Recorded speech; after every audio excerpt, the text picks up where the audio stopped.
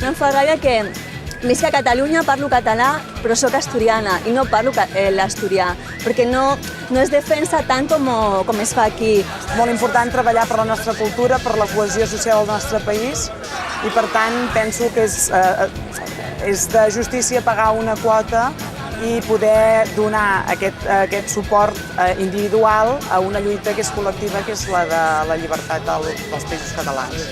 De moment ja hem fet gairebé una desena de socis nous, per tant esperem que durant el matí i la tarda el ritme continuï igual. Però l'embranzida que ha agafat l'entitat en aquests últims 6 mesos realment és inigualable. Hem descobert que conèixer-nos una miqueta, bastanta gent ens coneix, però ara ens coneixen de prop i coneixen moltes persones que som responsables del funcionament d'Òmnium. I vol dir que els hi serà molt més fàcil d'acostar-se i dir vull treballar amb vosaltres.